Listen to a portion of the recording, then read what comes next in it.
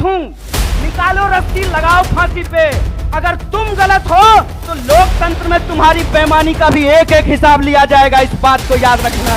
बहुत हुआ महंगाई का मार, अब की बार मोदी सरकार तो सिलेंडर 1200 रुपया में इनका चचा बेच रहा है। धर्म होगा वहाँ हिंदू मुसलमान करेंगे, और जहाँ मुसलमान नहीं होगा वहाँ 35 बिरादरी 36 बिरादरी करेंगे। दुष्यंत चौटाला को बगल वाली कुर्सी पर बिठा करके कौन सा 35 बिरादरी 36 बिरादरी कर रहे हो बे? तो एक दीवार पे लिखा हुआ था, फिर एक बार मोदी सरकार। मैंने अपने दोस्त को कहा, भाई गाड़ी रोक, मार्कर से इसके बगल में लिख देता हूं जहां लिखा हुआ है फिर एक बार मोदी सरकार। पहले 15 लाख ला, फिर तेरी सरकार आने की बात होगी। पहले तू हर साल 2 करोड़ नौकरी दे, फिर तेरी सरकार आने की बात होगी। पहले तू किसानों की आमदनी दुगनी कर, फिर तेरी सरकार आने की बात होगी। पहले तू हरियाणा जिसको बेरोजगारी में तू 1 नंबर बना दिया है, यहाँ रोजगार में 1 नंबर हरियाणा को बना, फिर तेरी जो है सरकार आने की बात होगी। हमारी सरकार नहीं है हरियाणा में, लेकिन श्रीमान भूपेंद्र हुड्डा साहब जब हरियाणा के मुख्यमंत्री थे, और मैं कहता हूं खाए हुए शरीर को और नहाए हुए शरीर को गवाही देने की जरूरत नहीं होती है। अरे प्रमोद भाई को देख के कोई कह देगा कि खाए पिए परिवार से हैं, कह देगा कि नहीं कह देगा? तो कहते हैं खाए हुए शरीर और नहाए हुए शरीर को गवाही की जरूरत नहीं होती है। आप बहादुरगढ़ के जितने इंडस्ट्रीज लगे हुए हैं वहां से चलना शुरू कीजिए जींद की तरफ, आपको रास्ते में फुटवियर पार्क मिलेगा। मिलता है कि नहीं मिलता है? एशियन पेंट की फैक्ट्री मिलती है कि नहीं मिलती है? दोनों तरफ छोटे कल कारखाने मिलते हैं कि नहीं मिलते हैं? ये सब हुड्डा साहब का दिया हुआ है। और मैं आपको याद दिलाता हूं, 5 किलो चावल पे खुश मत होना मेरे दोस्तों। आपका हक था कि सबको 100 गज जमीन देने की भी बात है तो इस सरकार से पूछना चाहिए कि जमीन कहां है। भाजपा की बांटने वाली राजनीति को आपको समझना पड़ेगा। आपको यह समझना पड़ेगा कि भाजपा की राजनीति नफरत पे चलती है, भाजपा की राजनीति बेईमानी पे चलती है, भाजपा की राजनीति लोगों को आपस में लड़ा करके लूटने पे चलती है। दरअसल भाजपा का इतिहास इस देश से गद्दारी का इतिहास है। इस बात को याद रखिएगा, इस बात को याद रखिएगा कि भारतीय राष्ट्रीय कांग्रेस महात्मा गांधी की पार्टी है जो हंसते हंसते अपने सीने पे गोली खा लिए थे, और भाजपा का इतिहास नाथूराम गोडसे का इतिहास है। इस बात को याद रखिएगा। और इसीलिए मैं आपको कहता हूं कि जिस तरीके से अंग्रेज हमारे साथ करते थे, फूट डालो और राज करो, उसी तरह से भाजपा आज कर रही है, फूट डाल रही है और इस देश पे राज कर रही है। मैं आपसे एक सवाल पूछना चाहता हूं, आज 10 साल भाजपा की राजनीति को होने को है, 9 साल देश में भाजपा की राजनीति पूरी हो चुकी है। हरियाणा का चुनाव भी लोकसभा चुनाव के वक्त में होता है, लोकसभा चुनाव के ठीक बाद होता है।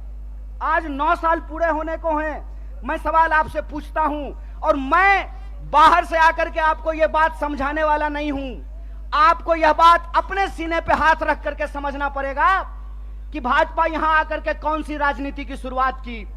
भाजपा यहां आकर के 35 बिरादरी और 36 बिरादरी करना शुरू किया कि नहीं किया? हाथ उठा करके बताइए, किया कि नहीं किया? किया ना? तो मैं नड्डा से एक सवाल पूछना चाहता हूं, मैं देश के प्रधानमंत्री से एक सवाल पूछना चाहता हूं, मैं जय शाह के पप्पा से एक सवाल पूछना चाहता हूं कि दुष्यंत चौटाला को बगल वाली कुर्सी पर बिठा करके कौन सा 35 बिरादरी 36 बिरादरी कर रहे हो बे? कौन सी 36 बिरादरी 35 बिरादरी कर रहे हो? खेला करते हो? खेला? अरे झूठा, बेईमानी करते हो। मैं आपसे कहता हूं, और आप सोच करके इस बात को बताइए, जहां धर्म होगा वहां हिंदू मुसलमान करेंगे, और जहां मुसलमान नहीं होगा वहां 35 बिरादरी 36 बिरादरी करेंगे। यह मन में आप सोचिए और विचार कीजिए। अगर मैं गलत हूं, निकालो रस्सी लगाओ फांसी पे। अगर तुम गलत हो तो लोकतंत्र में तुम्हारी बेईमानी का भी एक एक हिसाब लिया जाएगा। इस बात को याद रखना, इस बात को याद रखना कि इस देश के अंदर जब लोग न्याय की बात करते हैं, जब लोग अपने हक की बात करते हैं, जब किसानों की आमदनी दोगुनी करने की बात करते हैं, जब नौजवानों को 2 करोड़ नौकरियों की बात करते हैं, महिलाओं के सम्मान की बात करते हैं, इस देश में गरीबी को कम करने की बात करते हैं, तो आप उसको देशद्रोही बोलते हैं। और आपके बंटवारे की राजनीति में अगर कोई शामिल हो जाए, कोई धर्म के आधार पर देश को जो लड़ाने की राजनीति है उसका हिस्सा बन जाए, जो समाज को जात के नाम पे लड़ाने की राजनीति है उसका हिस्सा बन जाए, तो जब बाहर थे तो विरोधी थे और आपके बगल में आकर के बैठ गए तो माला पहनाते हो रे बेईमान। अरे कौन सा ऐसा वॉशिंग मशीन है रे कि जब कांग्रेस में रहता है तो चोर होता है और तुम्हारा पार्टी में जाकर के ईमानदार हो जाता है रे झूठा। देश को ठगते हो, देश को ठग के बेईमानी करते हो। तो हमको एक सवाल का जवाब दीजिए। ये 35 बिरादरी 36 बिरादरी कहते हैं और नारा लगाते हैं सबका साथ सबका विकास। अगर सबका साथ सबका विकास नारा है तो हरियाणा में 35 बिरादरी 36 बिरादरी कौन कर रहा है? भाजपा इस सवाल का जवाब दे। ये सवाल मैं पूछना चाहता हूं और मैं ये सवाल पूछना चाहता हूं कि हरियाणा के इस तरफ पानीपत में सोनीपत में 35 बिरादरी 36 बिरादरी, यमुना जी के उस पार 35 बिरादरी 36 बिरादरी नहीं। बोलिए सोच करके, यहां वोट चाहिए, वहां वोट नहीं चाहिए, और वहां वोट चाहिए और यहां वोट नहीं चाहिए। नदी पार करते हुए ही बेईमानों का ईमान बदल जाता है। यमुना के पार अलग राजनीति बागपत में, यमुना के इस पार सोनीपत में अलग राजनीति।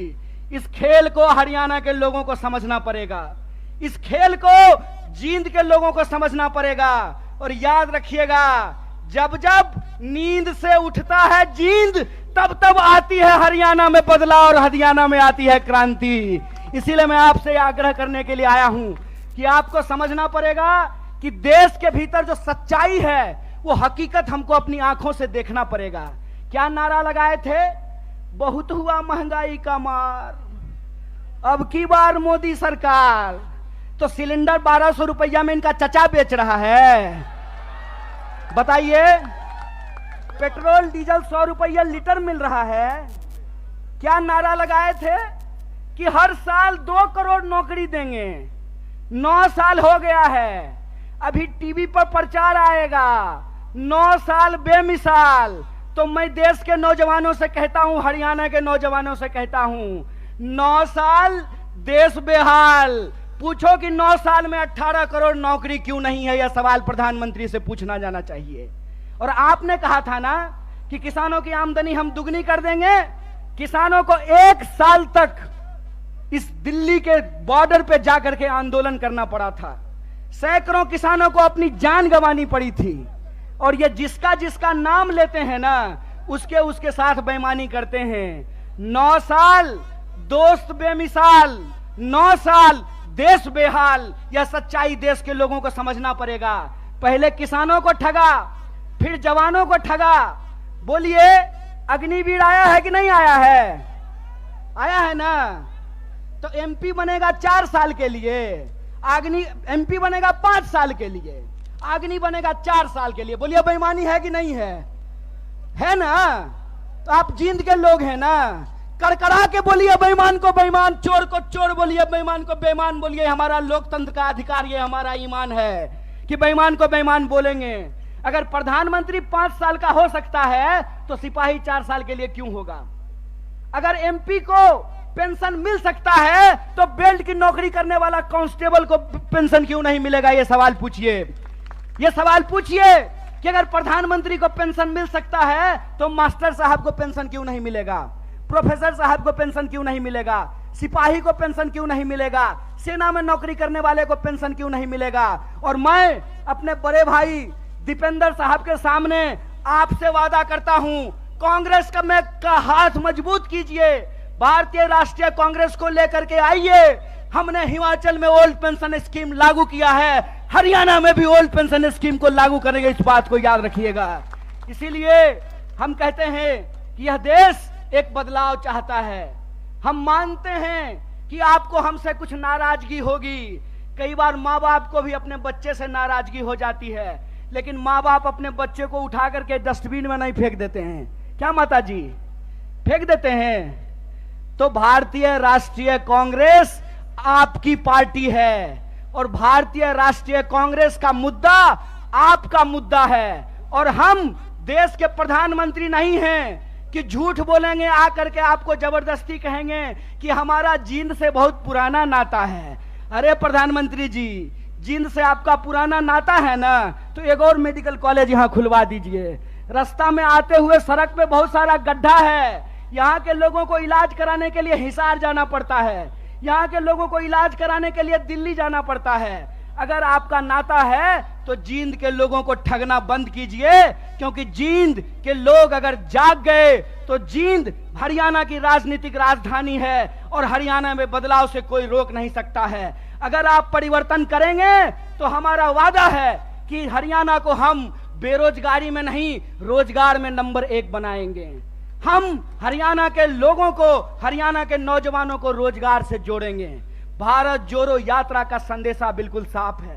हम नौजवानों को रोजगार से जोड़ना चाहते हैं, किसानों को एमएसपी से जोड़ करके रखना चाहते हैं, महिलाओं को उनके सम्मान से जोड़ करके रखना चाहते हैं, बुजुर्गों को उनके पेंशन से जोड़ करके रखना चाहते हैं। इसीलिए हमारा जो लड़ाई है, हमारा जो संघर्ष है, वो कुर्सी की लड़ाई नहीं है। हमारा जो संघर्ष है वो सत्ता की नहीं है, सत्य की है। तो मैं आप तमाम जींद के लोगों से यह अपील लेना चाहता हूं, मैं आप तमाम लोगों से यह आग्रह करना चाहता हूं, सत्य की इस लड़ाई में लोग कहते हैं कि बिहार भी राजनीतिक रूप से बहुत सक्रिय जगह है, बिहार भी बहुत राजनीतिक रूप से सक्रिय है, लेकिन कई बार चिराग तले अंधेरा होता है।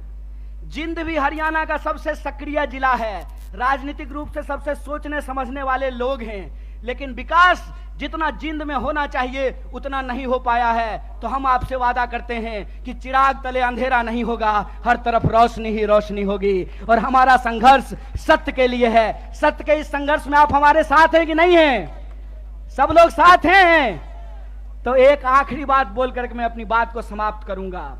आज 20 मई है, आज हमको दीपेंद्र साहब को भी शपथ ग्रहण समारोह में होना था, लेकिन हमने जींद से वादा किया था, अपने भाई से वादा किया था कि हम जनता के बीच में रहेंगे और सिर्फ कर्नाटक में नहीं, अगली बार हरियाणा के शपथ ग्रहण में शामिल होंगे। ये संकल्प लेकर के जाते हैं। इसी आशा और विश्वास के साथ मैं अपनी बात को खत्म करता हूं। शुक्रिया। इनकलाब जिंदाबाद। जय हिंद।